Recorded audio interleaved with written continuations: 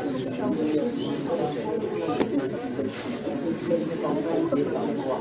qui n'a pas été établi par soi, soit renversé, Seigneur, soit paralysé, Seigneur, soit la promotion, Seigneur, dans les Seigneurs.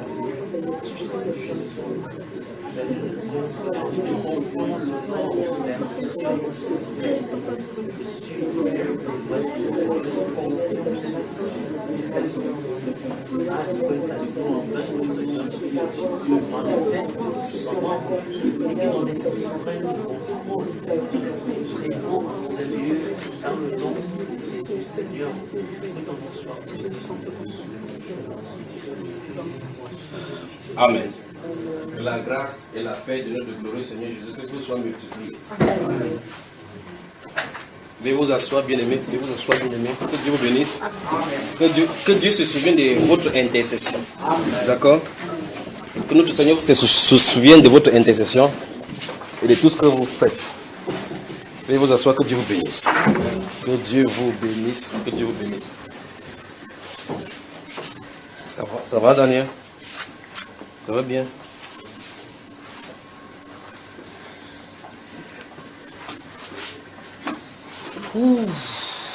Vous allez bien, frère? Amen. Vous êtes les bienvenus.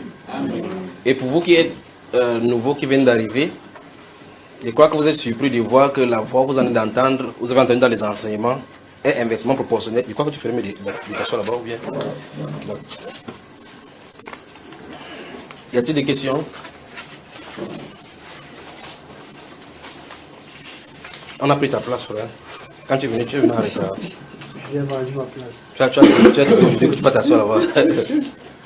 Il y a le frère William qui s'assoit toujours là-bas. Pour lui, c'est stratégique parce qu'il attend l'air qui passe par la fenêtre. Donc, avant qu'on ne prenne des questions, je vais qu'on prie pour... Je crois que dans le deuxième enseignement, dans la première partie de la puissance disposée pour l'Église, j'en ai parlé des 3 pays, particulièrement de la France, de l'Italie et de l'Allemagne. Mais pour l'Allemagne, on avait prié, c'est que le service secret aide la France. D'accord? Mais je ne sais pas pourquoi le pays là est comme ça. Mais je vais compris pour l'Allemagne. Parce que j'étais en train de prier, même tout à l'heure en venant, j'ai vu les banderoles jaunes.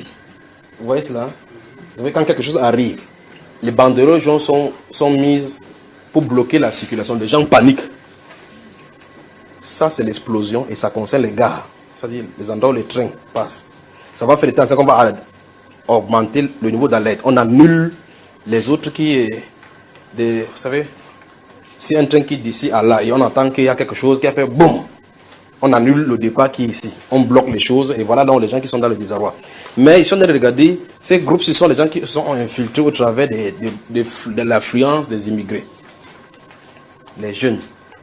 Quand on recrute, on fait des choses comme ça, le lavage de cerveau. Vous voyez, j'avais dit que la prison, s'il y a des moments où l'État, je ne sais pas si vous comprenez ceci, que l'État, encore que chez les Blancs, ils ne comprennent pas les démons. Pour eux, c'est les troubles psychologiques, psychanalyse et autres.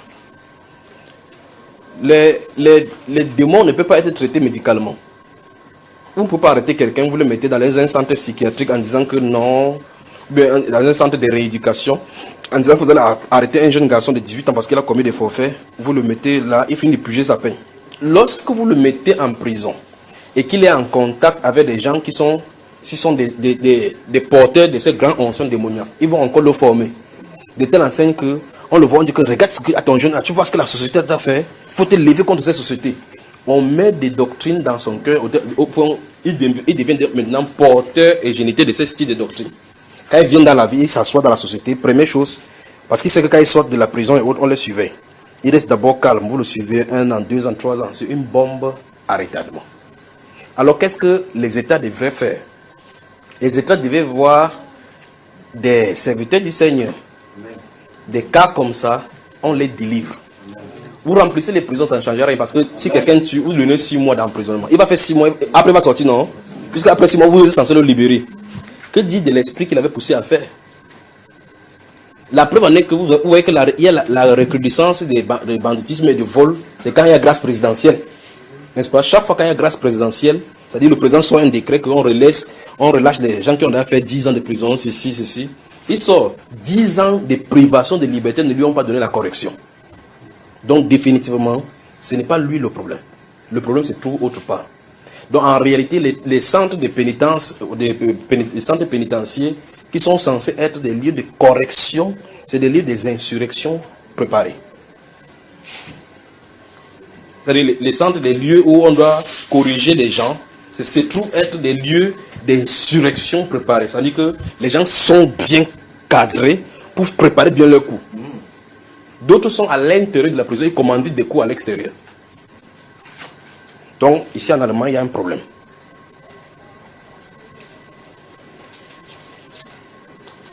Vous voyez, et quand vous regardez dans la vision, il dit, mais pourquoi pour la France, elle attend comme ceci? Il avait dit qu'il y avait deux villes, particulièrement Marseille et une autre ville en France. J'ai dit, mais pourquoi pour la France, elle attend? Parce qu'il sait que ce qui est dit sur la France est tellement négatif à cause de ce qu'ils font sur les étrangers.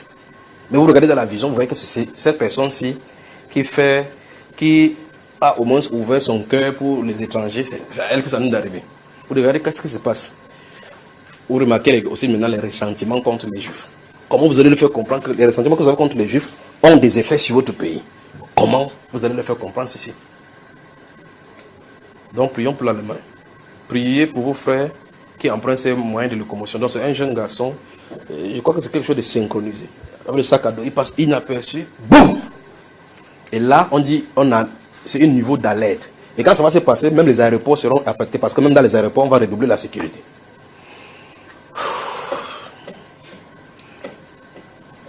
Donc, bonsoir mes frères. Et attends vos questions. Vous savez, pour le pays, il avait dit qu'il ne devait pas parler. Mais il y a des choses qui se passent. Mais comme on a décidé, quand on coupe le réseau, on coupe ceci qu'on ne parle pas. Moi, mais il ne parle pas. On a coupé le réseau. Donc, surveillez le pays. Oui, des questions, frère? À haute voix. Je crois que quand tu donnes le sujet, le premier, tu parlais à voix basse. Je voulais un peu faire une proposition.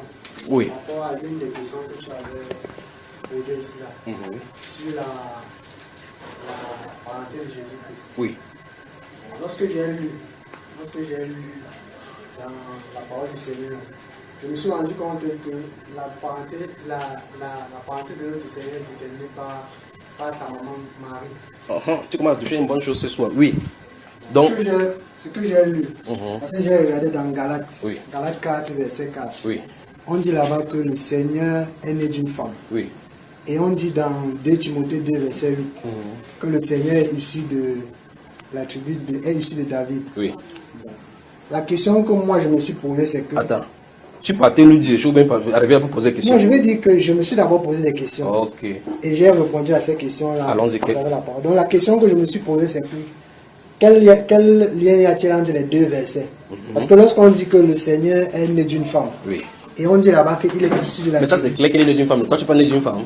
Non, je veux dire que... Même si dans le verset ne soit écrit, tu sais qu'il est né d'une femme, non? Oui, c'est ça. Bon, je disais donc que lorsque je rapproche ces deux versets, oui. Je comprends directement que Marie est issue de la tribu de David. Ok, c'est bon. Applaudissez pour le frère. Restez debout. Ouvre le livre des Actes de Luc chapitre 1. Il est né de David. Il est né de la tribu de David.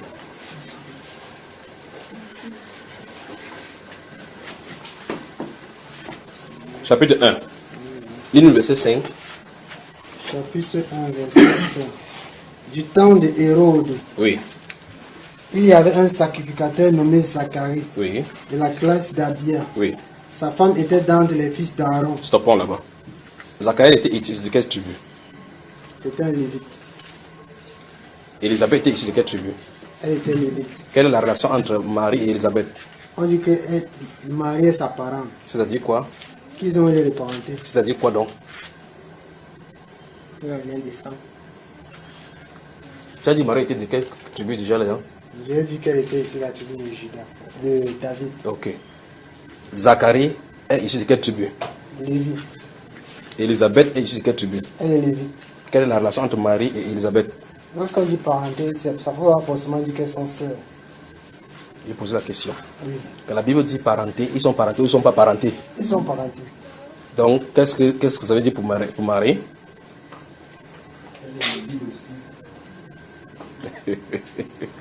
Va encore réfléchir, d'accord, frère? Donc, les applaudissements, c'était pour t'encourager. Des questions? Oui, mon cher frère. Que dit des écrits apocryphes, ces écrits qui n'ont pas dans le canon biblique. Oui. Parce que tout récemment, ils disent qu'ils ont découvert l'évangile de Pierre, Oui. Et qui date depuis des temps anciens. Oui. Qui a dit ça? Qui a dit? Les spécialistes. Ok. Les spécialistes de quoi? En Égypte. On a trouvé où, frère? En Égypte. Ok. Quelle est la question même déjà? Avant qu'on s'amuse avec cela. En fait, je ne sais pas si c'était un piège ennemi pour... Vous comprenez sa question, hein? Ta question c'est quoi? Je voudrais savoir si, parce qu'apparemment ils disent que l'évangile de Pierre... Oui. L'évangile authentique de Pierre. On a été authentifié, on a daté ça au Gabon 14, on a trouvé que ça datait de tel ou tel, c'est le premier siècle de l'ère chrétienne.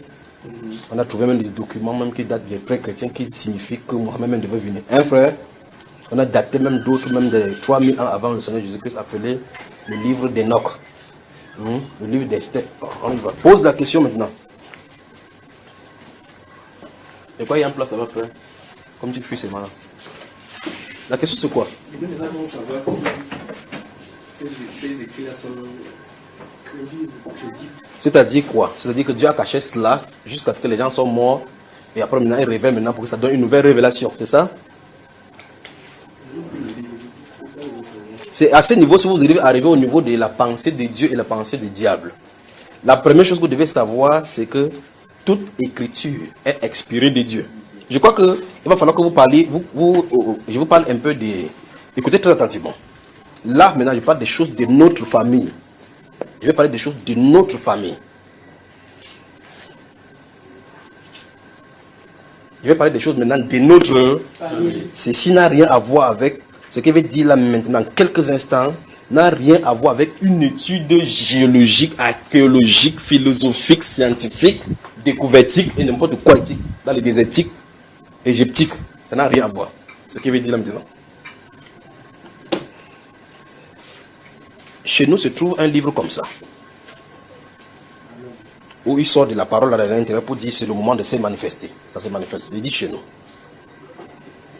Lorsque ça se manifeste sur la terre, il envoie le prophète qu'il envoie, il envoie l'esprit de cette parole-là sur lui pour qu'il dise exactement ce qu'il reçoit là-bas. Il parle des choses de notre Père. Lorsque c'est dit, cette parole qui est descendue a des destinataires. Vous savez, quand on lance le filet dans la mer, lui, quand il lance le filet, il sait à qui c'est destiné. C'est pour cela, par exemple, quand l'un des prophètes s'est présenté au devant de lui et qui donnait la parole, il a dit, ok, je vais te donner un étendard pour les générations futures. Lorsqu'il était parlé avec le Seigneur, il s'est tenu devant lui. Il lui a dit, je vais te donner un étendard pour les générations futures. Il dit, ok, voici donc l'oracle que je vais te donner. Donne cet oracle-ci pour les générations de la fin. Cette prophète-là s'est tenue. C'est pour ça qu'il est obligé de parler avec notre langage à nous. Maintenant, quand il veut parler, il veut changer de langage, vous allez comprendre de qui il est question. Il s'est tenu là-bas, il a dit que ceci, c'est quoi, Seigneur? Je lis, je ne comprends pas. Il dit, c'est pas pour toi. C'est un secret, cela. C'est pour l'époque de la fin. Je suis en train de parler quand le Père causait avec lui. Alors, lorsqu'il s'est tenu là, alors qu'il était en train de parler, ces choses-ci, vous voyez, on vous raconte ici. Alors, lorsqu'il s'est tenu devant lui, avant que ça ne descende ici pour que vous receviez, il dit, ceci c'est quoi? Il dit, c'est pas pour toi. Ce que tu as à faire, c'est dire cela au langage pour que le moment opportun, cet esprit-là descende pour expliquer ceci. Maintenant, je pose la question, c'est pour ça que je vais parler de la formation de ceci. Lorsque le Seigneur lui donne cela, et qu'il se trouve en plein Babylone, on ne sait pas encore quand le Messie va venir. Il faut qu'il rentre d'abord de la captivité, n'est-ce pas, frère? Lorsqu'il commence à lui donner des choses jusqu'à la fin, et il lui dit que tiens, secret, c'est pour le temps de la fin, les gens vont lire, la connaissance va augmenter, les gens vont lire, donc ils vont comprendre. Ça veut donc dire que dans le plan de la fin est contenu la divulgation de cet écrit-là à la fin. Et c'est pas ce que vous me saisissez. Dieu dit à une personne que écrit, il dit, ah, écrit, c'est quoi c'est ça qu'il a dit? Je t'ai demandé d'écrire, pas demandé que tu comprennes. C'est destiné à des personnes à l'époque de la fin. Quand l'époque de la fin arrive, la personne qui a pris l'initiative de dire que écrit va dire voici le moment. Et par conséquent, il est puissant pour garder la chose jusqu'à la fin. Autrement dit, rien n'a jamais altéré la parole du Seigneur. D'accord cela? Donc maintenant, les hommes peuvent venir faire les choses avec cela, comme les Rutherford et les Francs et autres là-bas ont fait les choses là-bas avec cela. Ils peuvent venir faire n'importe quoi qu'ils ont fait. La Bible déclare que le solide fondement de la parole du Seigneur reste debout. Il dit qu'il y a les deux paroles qui servent de sceau. Le Seigneur connaît ce qui lui appartient. Donc ce n'est pas en lisant la Bible qu'on appartient au Seigneur. Dès le départ, on lui appartient. Et il fait venir la parole vers toi. La Bible déclare que sa parole court avec vitesse. Ce n'est pas la Bible qui en a couru comme ça. Vous voyez cela? La parole court avec vitesse. Et dans Isaïe chapitre 55, il dit que comme la pluie descend, et ça ne remonte pas sans avoir accompli, c'est pourquoi il est venu. Quand la pluie vient, c'est pour nourrir les gens, arroser le sol, faire ces choses-là, mouiller vos habits que vous avez laissés dehors en partant à la prière. Il dit, c'est ainsi sa parole. Quand ça sort, ça ne peut pas rentrer sans avoir accompli, c'est pourquoi c'est sorti. Autrement dit, il n'y a aucune parole que Dieu ait jamais déclarée dans les cieux qui s'est descendue sur la terre et il n'y a pas eu d'effet. Ça aura toujours son effet. Ceci étant, le Seigneur Jésus, quand il rentre dans la synagogue, là-bas, ce jour-là, dans ce livre de Luc au chapitre 4, et on lui donne le rouleau au verset 16, il ouvre, on dit, il trouva l'endroit où il est écrit du prophète Isaïe, l'Esprit du Seigneur est sur moi. Quand il dit dans Jean chapitre 7, verset 19, que Moïse ne vous a pas donné la loi, mais nul de vous n'observe la loi.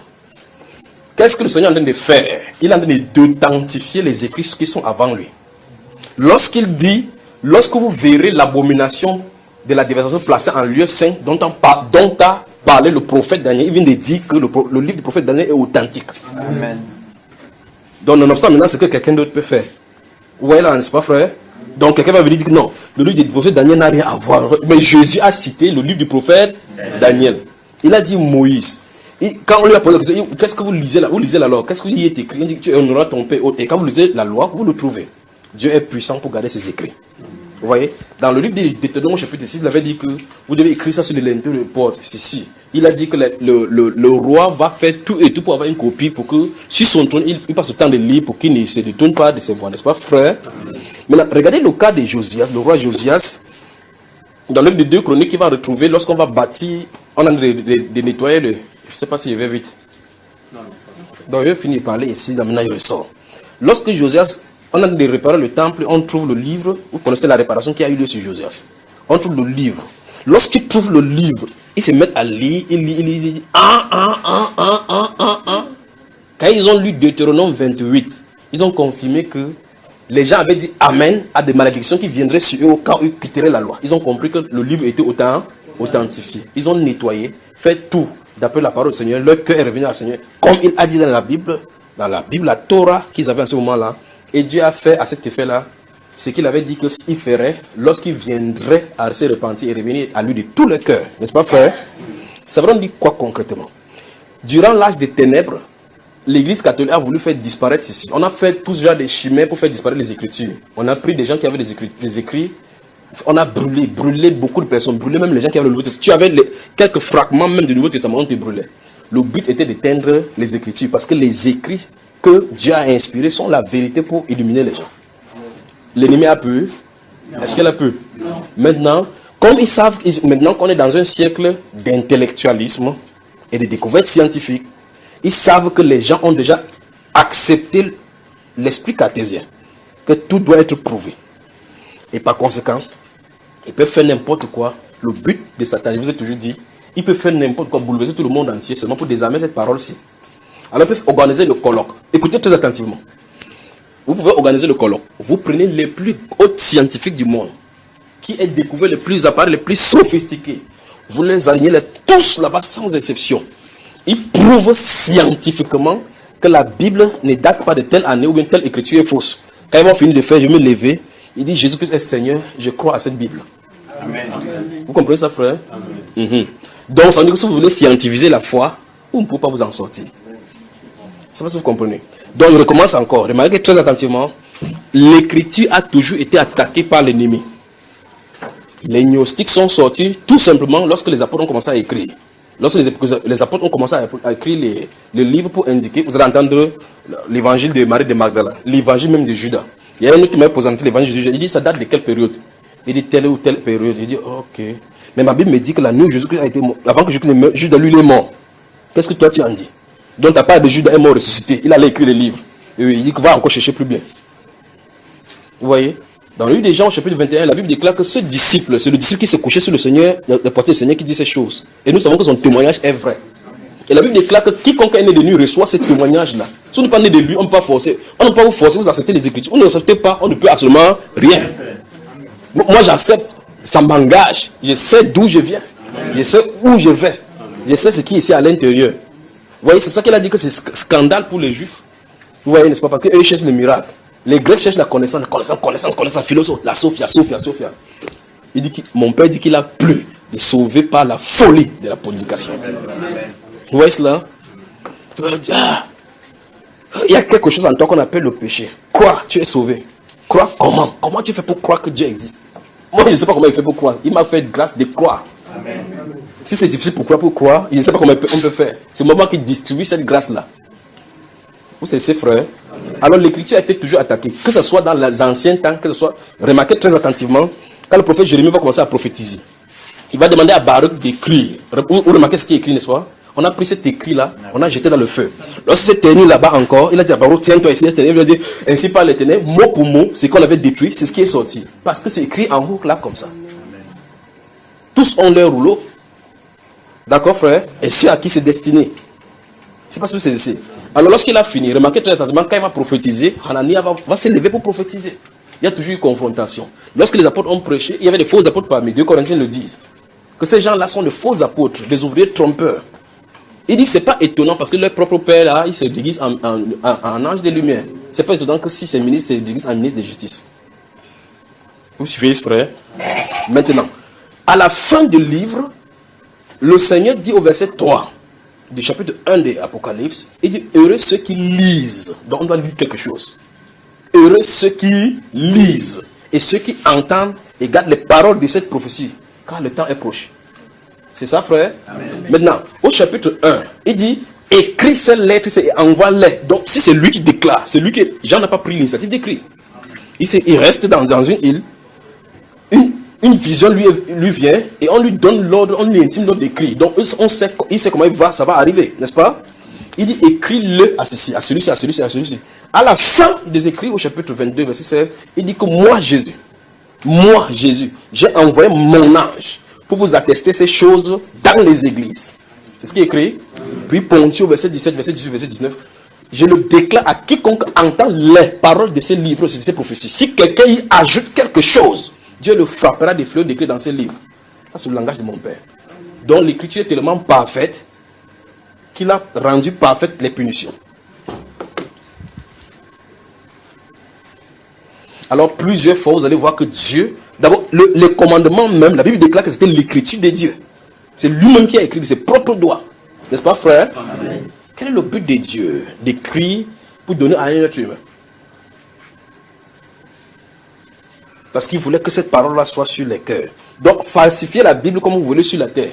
C'est pas comme chez les musulmans qui se taguent en disant que comment ça s'appelait, le Coran n'est pas falsifié, ça n'a pas été altéré. C'est pour cela que c'est la parole d'Allah. C'est vrai que c'est la parole d'Allah, la parole du Seigneur Jésus. Vous voyez cela? Depuis que vous avez entendu, que vous avez fréquenté, depuis que vous êtes né, la formule de Pythagore a changé. Non. Ça vient quand même de Dieu. Non. Voilà. Donc la formule de Pythagore ne changera jamais. La loi de retour inverse de la lumière de Maxwell, des signes Descartes et autres là-bas, ça ne changera jamais. Ça ne veut pas dire que ça vient de Dieu. Donc quelque chose qui ne change pas ne veut pas dire que ça vient de Dieu, ça ne vient pas de Dieu. C'est pas ça qui authentifie la parole du Seigneur. La parole du Seigneur est authentifiée lorsque lui vient la confirmer. Amen. Voilà. C'est ça qui fait de lui sa parole. Parce qu'il dit qu'il est derrière la parole de ses serviteurs pour l'accomplir. D'accord? On a pris le livre, d'autres ils se vendent, et disent que le Coran, que Allah, on a vu dans un hôtel, l'hôtel a pris feu, le Coran n'a pas pris feu. Si le caleçon n'a pas pris feu, le caleçon c'est la parole de Dieu. Donc ce n'est pas les marques d'authenticité des choses qui viennent de Dieu.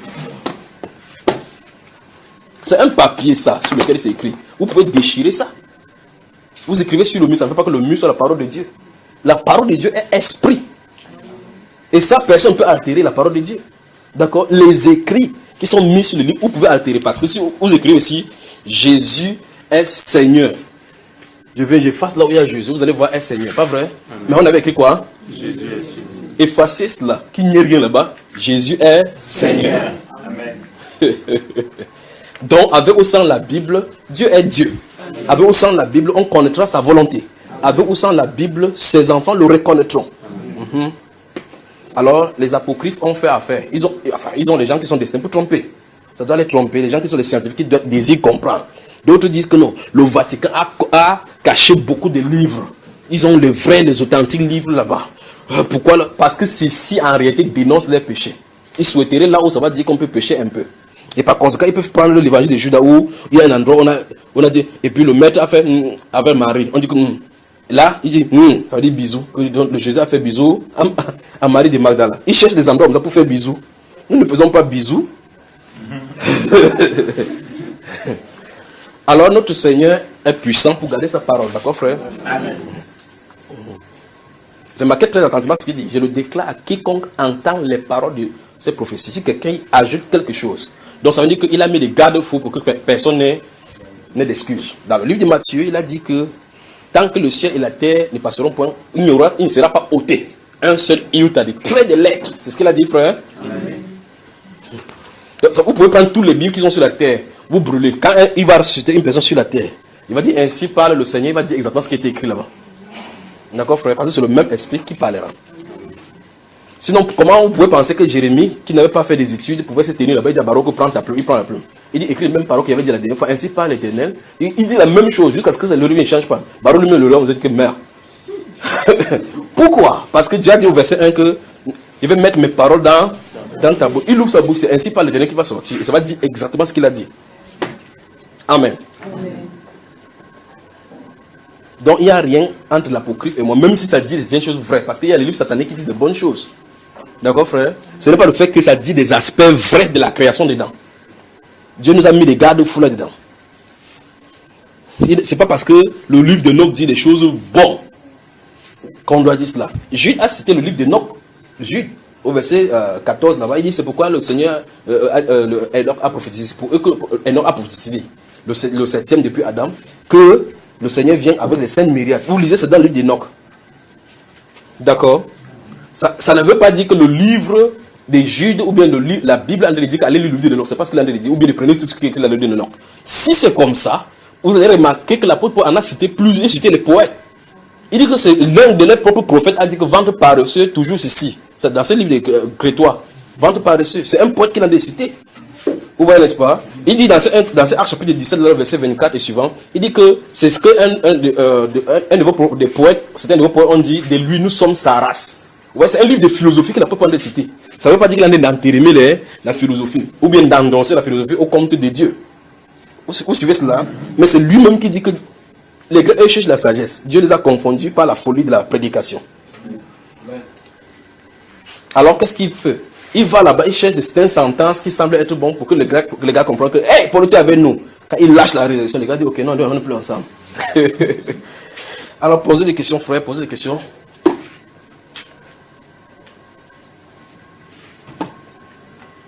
Oui. Je voulais encore faire une proposition. De quoi? De Marie encore? Non. Je voulais faire une proposition par rapport à la parole qui dit que le Seigneur jugera par... Que Dieu jugera par Jésus-Christ. Parce que quand j'ai lu avec les frères, ce dont on s'est rendu compte, c'est que lorsqu'on prend l'Ancien Testament, on se rend compte là-bas qu'on dit que l'Éternel juge les peuples.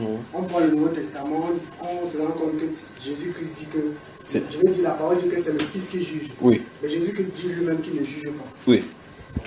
Non, attention, il faut bien arranger. L'endroit où il a dit qu'il ne juge pas, c'est que pour le moment où il est sur la terre, il n'est pas là pour juger. Parce qu'il a dit dans Jean chapitre 5 là, que le Père ne juge lui-même personne, il a remis tout jugement au Fils. Ça, c'est le jugement dernier.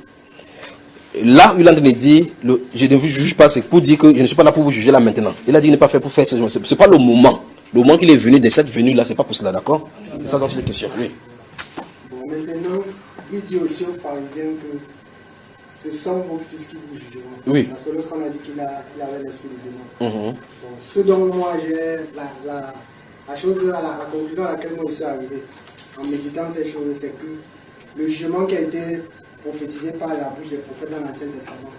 L'apôtre Paul nous dit que c'est le Seigneur Jésus-Christ qui va manifester ces choses-là. Comme il a dit que en ceci s'accomplit telle écriture. Donc cette écriture-là s'accomplit effectivement en Jésus-Christ. Maintenant, quand on est dans l'Apocalypse, l'Apocalypse nous présente exactement comment est-ce que le jugement va se passer. Par qui? Ce sont les, on dit qu'il remettra dans l'Apocalypse 22 qu'on a lu. On dit qu'il leur fut revenu le pouvoir de juger. Donc ce sont ces gens-là qui vont juger. Et lui, il n'est pas jugé. Puisqu'on a dit qu'il jugera le monde par l'homme dont il a donné la preuve, en ressuscitant d'entre les morts. Parce que quand on est dans l'Apocalypse, les personnes qui jugent, ce sont ceux qui sont assis sur les... Non, il y a des groupes qui jugent. Lui, il va juger nos frères. Puisqu'on a dit clairement que le jugement est entre ses mains. Alors, je vous mets donc sur la piste. Savez-vous que dans l'Ancien Testament, le Seigneur apparaissait aux gens, mangeait. La question c'est, avec quel corps apparaissait-il? Voilà l'indication, d'accord? Et gardez-vous à l'esprit avec créant l'homme à notre image. Je crois que je vous ai mis sur la piste pour une fois. Vous ici, je vais vous terroriser parce que vous devez lire la parole. Vous n'avez pas le choix. Bon, s'il n'y a pas de questions, on voit un sujet ce soir, c'est là que le Seigneur nous dirigera. J'ai une question. Oui, frère. J'aimerais que tu puisses nous enseigner par rapport à la foi. Oui. La foi. Oui. Puisque à partir de Acte 1er jusqu'à Apocalypse, tous ceux qui ont cru véritablement au Seigneur n'ont pas été confus. Oui. Ils ne se sont pas, non pas rétrogradés. Oui. Mais aujourd'hui, je dirais 99% disent croire. Mais au bout de 2 mois, 2 ans, 3 ans, tous se rétrogradent. J'aimerais savoir quelle est la foi qui vient du Seigneur. Bon, donc voilà, il y a d'autres questions comme ça, on voit ce sujet ici. S'il y a plus de questions, on voit ce sujet, c'est examinons nos croyances. Voilà donc ce sujet. Notez donc,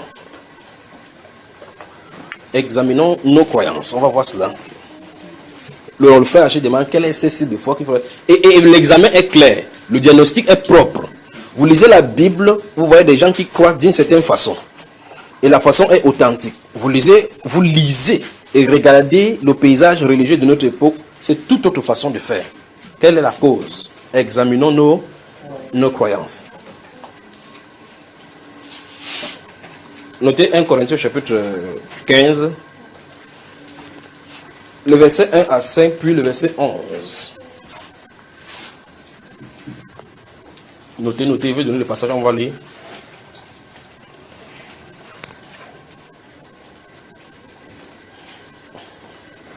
« 1 Corinthiens chapitre 15, verset 1 à 5, puis le verset 11. Notez aussi Éphésiens au chapitre 2.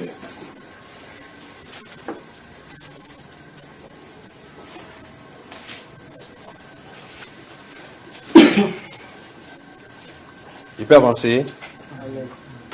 Notez Romains, le chapitre 10. Romains. Il dit vous notez au Éphésiens chapitre 2. Je vais vous donner le verset tout à l'heure, on va voir. Notez Romains au chapitre 10, verset 14 à 17.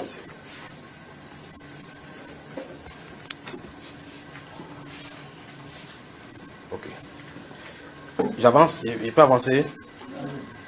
Notez Éphésiens le chapitre 1, verset 10.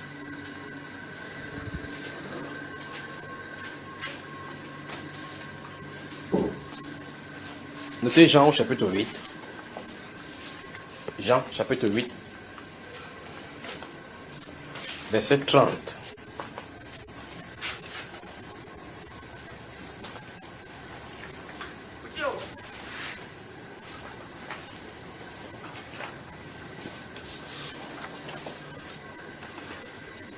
Notez 1 Jean chapitre 5 verset 11 à 13.1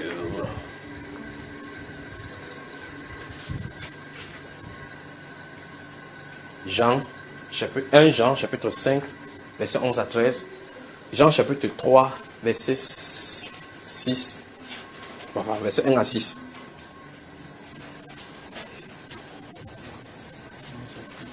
Jean chapitre 3, verset 1 à 6. Il y a d'abord dit 1 Jean chapitre 5, verset 11 à 13. Notez Matthieu au chapitre 13.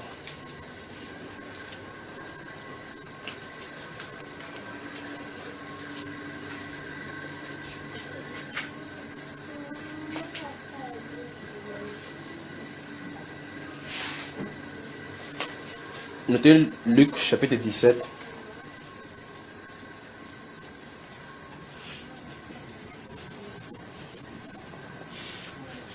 Maintenant Luc chapitre 15, verset 10 et suivant.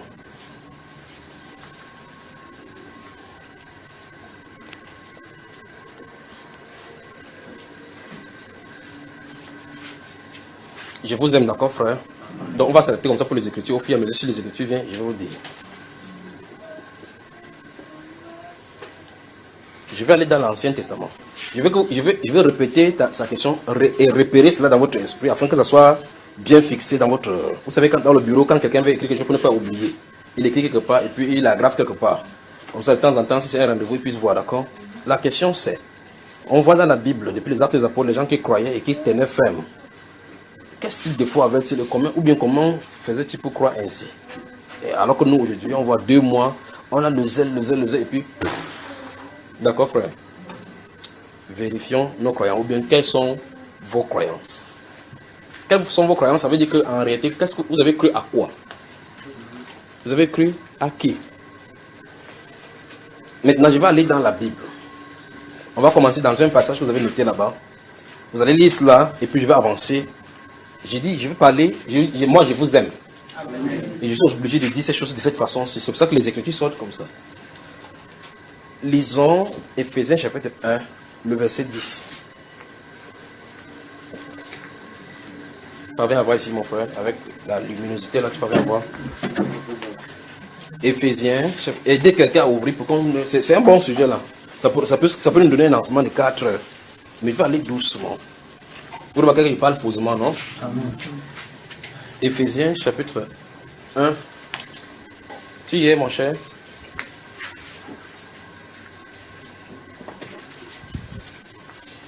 Donc, tu ne diras plus que tu n'as pas la Bible, d'accord? C'est pour toi désormais. Éphésiens chapitre 1, verset 10, qu'est-ce que ça dit? Non, c'est toi, c'est toi libre. Tu es en rouge et blanc, non? Pour le mettre en exécution. Commence, Matthieu, verset 9. Matthieu, verset 9. Oui. Éphésiens 1, 9. Nous faisons connaître le mystère de sa volonté, selon la bienveillance des saints qu'il avait formés en lui-même, pour le mettre en exécution lorsque les temps seraient accomplis, de réunir toutes choses en Christ, celles qui sont dans les cieux et celles qui sont sur la terre. Amen. Amen. Je veux que quelqu'un m'explique en langage simple, au point où quelqu'un puisse comprendre ce que nous venons de lire dans ces passages, ce que vous venez de lire dans ces passages. C'est-à-dire que si quelqu'un, un papa au village qui ne comprend pas la Bible, vous lisez ces versets-ci et dit, mon fils, explique-moi. Je veux que quelqu'un se lève et lui explique clairement, en langage simple, terre à terre, pour qu'il puisse comprendre, avant que je vais avancer.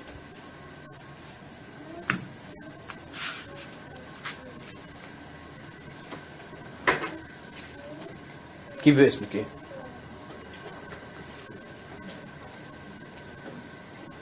Docteur de Nation. Même comme je dis, docteur, ton langage est encore plus soutenu. Donc, tu vas vraiment compliquer la vie au père là. Qui va se voir au champ comme moi? Parce que c'est avec le langage du champ qu'on peut bien parler ces choses-ci. Vous avez ça devant vous, n'est-ce pas, frère? Je dis, quelqu'un, un papa, vous avez ça devant vous, vous voulez expliquer à un papa. Je vais que vous expliquer en son langage. C'est-à-dire que vous ramenez ça à son langage pour qu'il puisse comprendre ce qu'on a dit de dire. Et là, je vais vous dire ce qu'il en est par rapport à ce sujet-ci.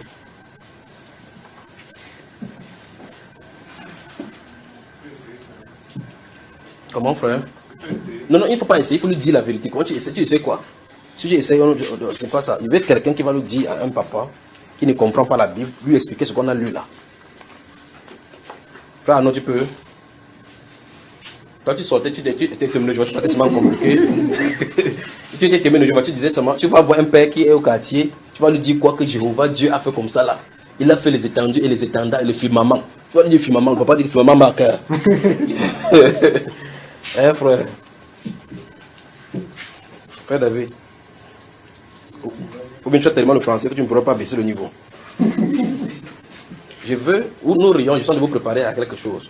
C'est vous, c'est de vous, du milieu de vous que la question est sortie. Il faut que les 10 détails afin que nous puissions tous comprendre. Oui, frère William. En fait, d'après ce passage, il nous a fait comprendre que Dieu, avant de créer toute chose, avant de fonder le monde, avait un dessein qu'il devait mettre à exécution. Dessein, ça veut dire quoi? Le Père ne comprend pas. Il avait un plan. Il avait un plan. Oui, qui va faire comment? Qui devait matérialiser. Qui devait matérialiser, c'est-à-dire mettre cela à exécution. Oui. Et il fallait que les temps soient accomplis. Donc les temps que lui-même il avait fixés soient accomplis pour qu'il puisse manifester ce plan-là. Oui. Et lorsque les temps ont été accomplis, donc... Le frère Jonas dit que c'est ça qu'il voulait dire, c'est le langage qu'il voulait employer. Alors maintenant, oui. Lorsque ces temps ont été accomplis... Il a donc manifesté ce plan-là. Alors maintenant, la façon dont il l'a dit, est-ce que c'est ce que le verset dont dit? Je vous pose la question. Comme il a dit ça en langage simple, est-ce que c'est ce que le verset l'a dit alors? Oui ou pas oui, frère? Oui. Vous êtes sous seulement ici. C'est ça, n'est-ce pas? Mais est-ce que tu pouvais dire dans ce langage-là? Donc nous convenons que, avant que Dieu ne crée le monde, il avait quoi? 2. Ce plan-là doit se... 3. Il y a un temps pour ce... Fermez le Bible, je vais vous expliquer quelque chose. C'est que comme vous avez compris là, vous avez donc des problèmes à partir de ce niveau-ci. Remarquez, ne quittez pas la question. La question c'est, quel style de croyance avait-il? Ou bien quel style de foi avait-il? Mettez le doigt dans ces Éphésiens, parce que c'est là on va construire là-bas et on va sortir. Donc, le concepteur de l'univers et de tout ce qui puisse s'y trouver, qui est hors de notre portée, de la portée de notre pensée rationnelle, ce qui existe là-bas, depuis l'éternité, il a un plan là derrière, n'est-ce pas, frère? Ok. Et ce plan-là, il devrait le manifester, n'est-ce pas? Et cette manifestation, ça a des temps pour cela, n'est-ce pas? Alors, il a prévu toutes choses. Voilà l'implication, ça c'est la première chose. Alors, il a prévu toutes choses, dont rien ne le surprend dans son plan. D'accord, frère? Ok. Maintenant, l'une des révélations de ce plan-là finit là en disant que ce plan-là devait s'achever en décider réunir toutes choses en Christ. Les choses qui sont dans les cieux et ceux qui sont sur la terre. Alors, ça veut dire que les satanistes sont en Christ. Est-ce qu'il a dit toutes choses? C'est vrai, ça? Il va réunir même les satanistes en Christ? Non. Dis à ton voisin que toute chose ne veut pas dire toute chose ici. Toute chose ne veut pas dire toute chose ici. Vous lisez le livre de 1 Timothée chapitre 2, verset 3, ça commence en verset 1 jusqu'au verset 4, où il dit que je veux qu'avant toute chose qu'on prie pour les autorités, pour ceci, pour ceci. Cela est bon et agréable à Dieu qui veut que tout soit sauvé et parvienne à la connaissance de la vérité. On dit qui veut que tout soit sauvé et parvient à la connaissance de la vérité. Vous commencez à voir les gros morceaux de l'évangile ici. Donc d'après ces versets, Dieu veut que tout le monde soit... Je pose encore la question. Éphésiens 1 dit qui a fait le plan? Dieu. Dans Romains chapitre 9, le verset 17, si vous lisez le verset 12 jusqu'au verset 20, la Bible déclare que qui est-ce qui peut s'opposer à ça? Je veux qu'on me cite une seule personne qui puisse exister, qui puisse s'opposer à la volonté de Dieu. Ok, donc on va résoudre un problème avant d'avancer. 1 Timothée 2, verset 4 dit que Dieu veut que quoi? Tous les hommes seront sauvés. Qu'est-ce que Dieu veut? Encore, Dieu veut quoi?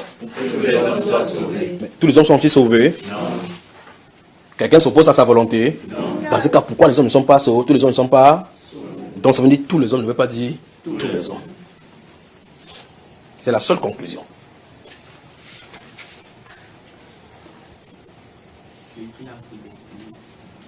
Comment ça dit comme ça? Après on va te persécuter, tu vas confirmer.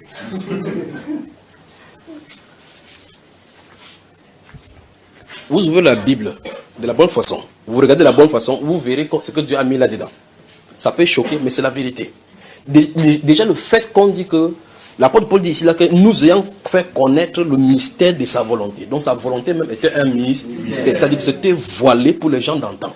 Maintenant, on dit que ça a été mis en exécution maintenant par la connaissance. C'est les apôtres qui ont déclaré ce que Dieu avait prévu en lui. Il faut être dans l'autre camp, vraiment, pour savoir que, pour aller dans le cœur de Dieu, regardez ce que lui, il avait en lui. Dieu donc décide que, l'apôtre Paul, oui. Sache que depuis qu'il avait créé, oui, je voulais que les choses soient comme ça, comme ça, comme ça.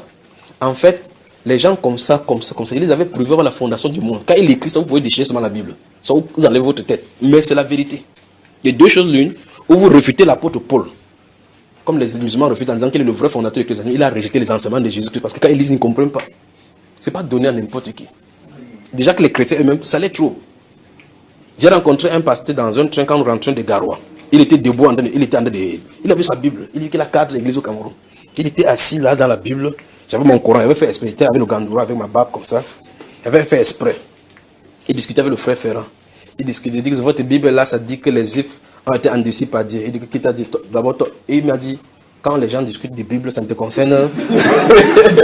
Que, attends, il finit avec la Bible, s'il veut venir avec ton Coran. Ah, vous voyez des choses. Il m'a regardé comme ça, il a guetté au Coran, regardé ma barbe. Il a conclu qu'il était musulman. Après, il lui a dit, mon cher, tu dis que tu es pasteur? Il dit oui.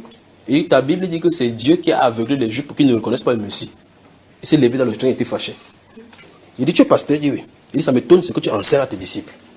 Ça m'étonne. Si tu lis la Bible, si les choses fondamentales, basiques comme ça, de l'écriture, tu ne peux pas comprendre cela, c'est que ça m'étonne quel style d'évangile, nous sommes touchés, quel style de choses vous avez cru. Ça m'étonne ce que tu peux annoncer à quelqu'un.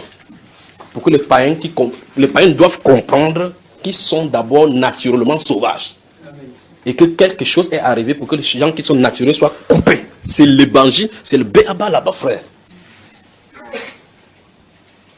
Vous voyez cela?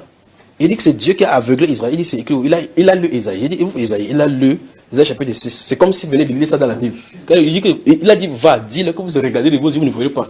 Donc, il a envoyé prophétiser l'aveuglement, prophétiser la surdité.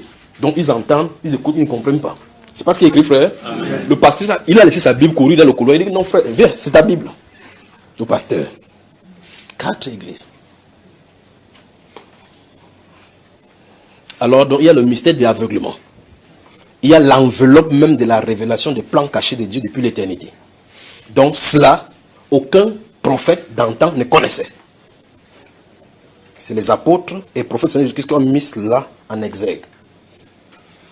Et la Bible déclare en 1 Corinthiens chapitre 2, verset 12 à 16, que Dieu nous a donné l'esprit pour que nous connaissions les pensées de Dieu. Vous entendez ça, frère? Donc, ça veut dire que tu te tiens debout comme ça, quelqu'un te pose des questions, tu restes tranquille, tu connais la pensée de Dieu par rapport à la chose. C'est merveilleux seulement. Que voici la direction du Seigneur. Alors qu'il va aller là-bas consulter le prophète Arama. Si tu peux Arama qu'il est à Gilgal, tu le poursuis à Gilgal. Vous voyez, ça ne va pas vous lancer le Tourim et le Toumine.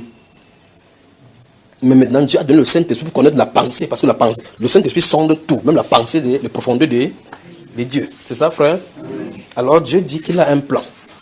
Il avait un plan lorsqu'il créait le monde. Ça ne nous concerne pas. Nous sommes partie intégrante de ce plan-là. Puisqu'il a dit que les choses qui sont sur la terre sont dans les cieux. Ce qui est dans les cieux, on doit approcher les choses dans les cieux. C'est lui qui sait ce qui réconcilie là-bas en haut. Avec Christ, il met ça en Christ. Comment il met en Christ, c'est son problème. Pour nous ici, ça ne nous laisse pas. Être en Christ même d'abord, c'est déjà un problème. Il dit qu'il devait réunir toutes choses en Christ. Soit ce qui est sur la terre, soit ce qui est en haut. La question c'est comment il le fait. S'il a prévu que, à un moment donné, je vais réunir toutes choses en Christ. On dit que ça c'est un plan qu'il avait formé en lui. Avant la fondation, donc le péché est prédestiné. Vous voyez l'implication, frère? Donc le péché, je parle du péché originel. Ça veut dire c'est préparé dans le plan. La solution du péché est préparée dans le plan. Les gens qui doivent tomber sur ce péché sont préparés dans le plan. Le rachat est préparé dans le plan. Ce qu'on doit racheter, c'est préparé dans le plan. La rédemption est préparée dans le plan. Les dispensations et les venues sont préparées dans le plan. Voilà Dieu.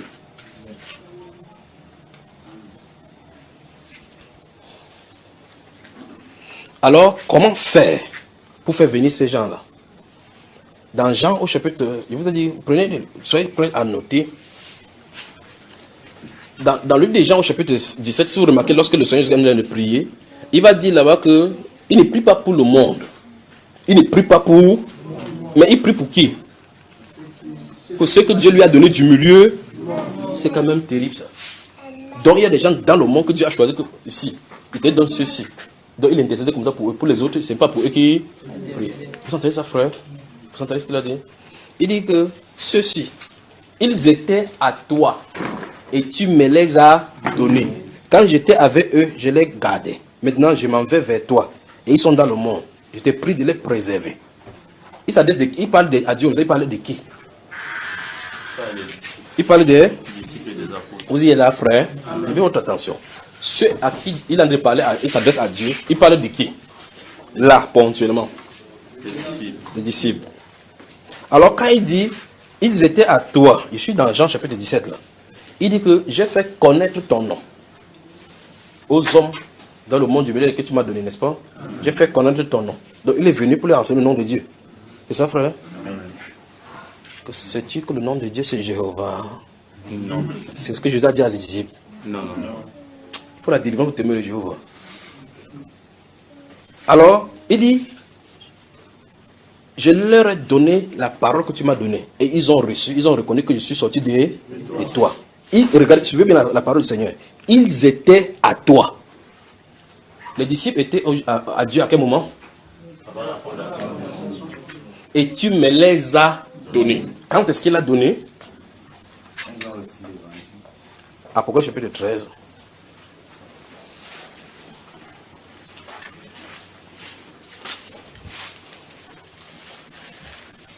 Ils étaient à toi. J'arrive, je suis en train de préparer seulement le terme pour dire la chose doucement. Pour que ça soit bien compris, n'est-ce pas?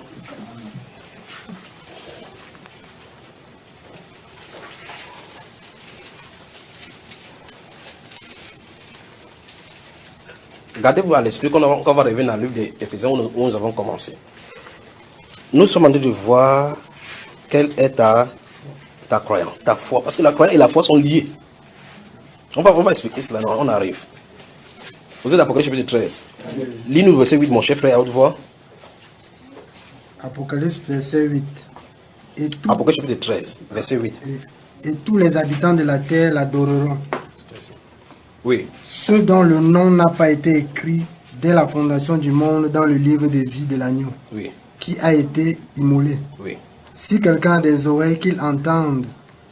Si quelqu'un mène en captivité, il ira en captivité. Il y a beaucoup de questions qu'on doit se poser là-bas. Citez-moi une personne sur la terre qui n'a pas des oreilles. Qui ici dans cette salle n'a pas des oreilles? Vous avez tous des oreilles? Amen. Ok. Mais là, il dit que si quelqu'un a les oreilles, qu'il entende. Il a dit parler de quoi, frère? Hein? Ok. D'où est-ce que ça vient? Comment on fait pour avoir ces gens d'oreilles? Mais là, il a dit que celui qui a les oreilles. Donc cette personne, c'est A. Les oreilles. Est-ce que c'est cette personne qui fait ses propres oreilles? Non. La personne se rend compte seulement qu'elle a l'oreille. Vous avez mis votre oreille, frère? Non. Vous avez de l'orientation. La seule chose, quand on parle, quand il y a le vent, quand le frère conduit, tu fais comme ça que tu places l'oreille pour bien comprendre. Mais c'est l'oreille que tu orientes là-bas. Pas que tu crées l'oreille pour mettre là. Et l'oreille physique, ce n'est pas vous qui avez mis. N'est-ce pas, frère? Amen. À ses disciples, les disciples ont demandé aux questions au Seigneur Jésus. Normalement, un être humain comme lui, s'il était sur la terre vraiment pour sauver vraiment les gens, comme il le dit, c'est que lui-même il a dérangé la place. Je vous le dis. Il les parle, il prend le chant, il parle là-bas. Avant qu'il finisse avec le chant, il parle avec le nouveau-né. Avant qu'il finisse là-bas, il parle du poisson. Avant qu'il finisse le poisson, il dit que le royaume des cieux est semblable. Il les monte en bas, il dit que le drachme, il parle de la lampe. Les gens qui étaient intellectuels disent, qu'est-ce que le gars s'il veut dire par quelqu'un? Les disciples sont venus dire, ouais Seigneur, pourquoi les parles-tu en parabole? Il s'est tourné vers eux. Il dit, il vous a été donné de comprendre le mystère du royaume. Il vous a été donné. Mais à eux, tout leur dit en parabole afin qu'en regardant, ils ne voient pas. Ah mon Dieu.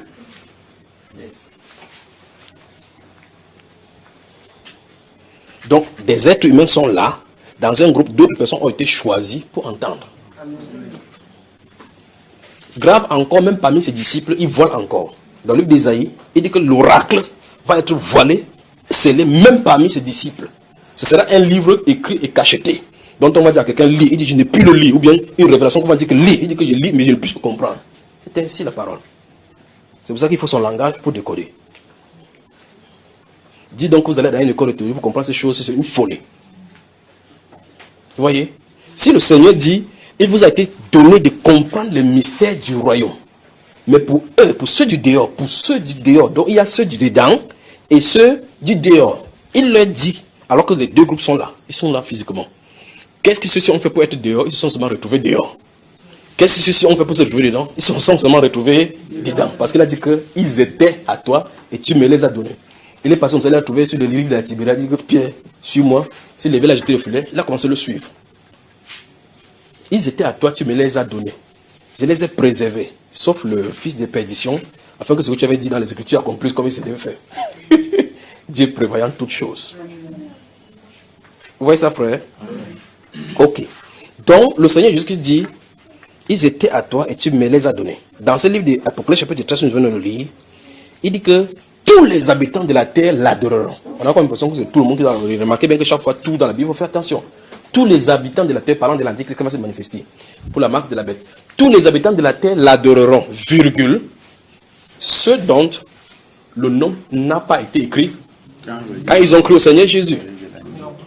Ceux dont le nom n'a pas été écrit quand ils ont confessé Christ. Ceux dont le nom n'a pas été écrit lorsqu'on prêchait l'évangile. Hein? Ceux dont, lorsqu'on disait que lever la main, réciter que Seigneur, te donne ma vie comme mon Seigneur. Ils n'ont pas donné, on n'a pas écrit les noms. Les noms ne sont pas écrits parce que tu récites des bêtises sur la terre.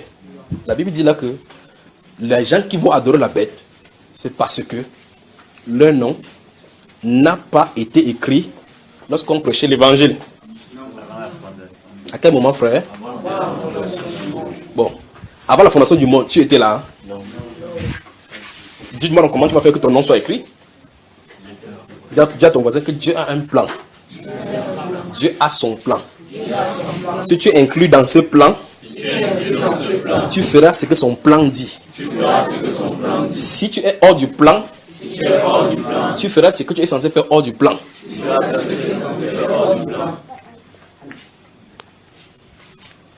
Il arrive. C'est ça de construire pour que vous compreniez maintenant la différence entre ces styles de foi-là et notre style de foi. Vous suivez, n'est-ce pas?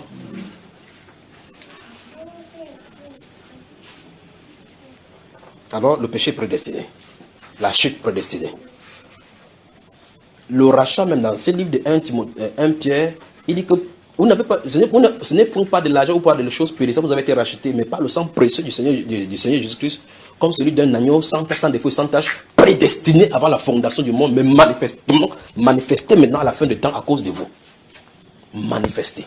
Donc, prévu. Il est prévu qu'il doit venir, que le péché finisse de faire ce qu'il a à faire. Il vient, il est manifeste, il dit à cause de vous.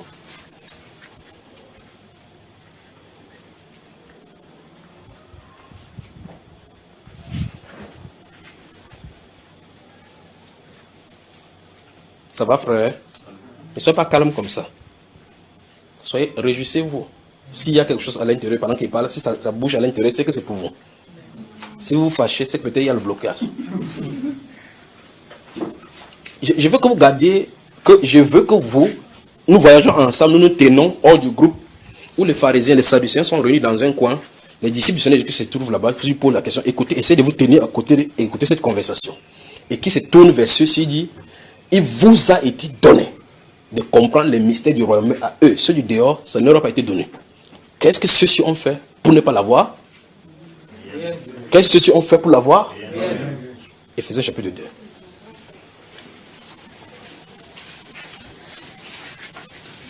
Pendant que vous allez trouver votre Éphésiens chapitre 2, je lis encore ce que la parole de mon Père dit. Dans le livre de Romains chapitre 11, la Bible déclare qu'il a renfermé tout le monde dans la désobéissance pour faire miséricorde à tous. On dit Dieu a renfermé tout le monde dans la désobéissance. Donc tous ont péché. Amen. Maintenant, comment faire revenir à lui? Il dit que c'est lui, selon sa volonté. Donc le salut ne dépend pas d'un être humain. Amen. Il dit quel livre déjà? Éphésiens chapitre 2. Prenons à partir du verset 6. On va descendre jusqu'au verset 9 là. Frère de nation, est-ce qu'on peut lire? Ne lis pas avec la peur, d'accord frère? Lis comme un vaillant guerrier. grâce. Je sais que c'est compliqué là-bas. La nouvelle version est compliquée. Allons-y ici, mon cher. Il nous a ressuscités ensemble Oui, et nous a fait asseoir ensemble dans les lieux célestes en Jésus-Christ, oui, afin de montrer dans les siècles à venir oui. l'infinie richesse de sa grâce par sa volonté envers nous en Jésus-Christ. Oui. Car c'est par la grâce que vous êtes sauvés, Stoppons là-bas. On est sauvé comment? Par la grâce. Continuons. par le moyen de la foi. Par quel moyen? Par le moyen. On commence à toucher doucement la question de notre frère, d'accord? Amen. Allons-y. Et cela ne vient pas de vous. Vous avez entendu, frère? Est-ce moi qui ai dit? Au moins, la personne qui a dit n'est plus sur la scène. Nous sommes d'accord, non? Et vous êtes tenus de croire cela. C'est le don de Dieu. Ce n'est point par les œuvres, afin que personne ne se glorifie. Amen. 1. La Bible nous donne un premier renseignement, que tous ceux qu'il a sauvés, il les a déjà ressuscités. Que plus tard, il va montrer cette infinie grandeur de sa grâce dans les générations futures. Mais pour lui, c'est déjà accompli. Donc le nombre est au complet. Amen.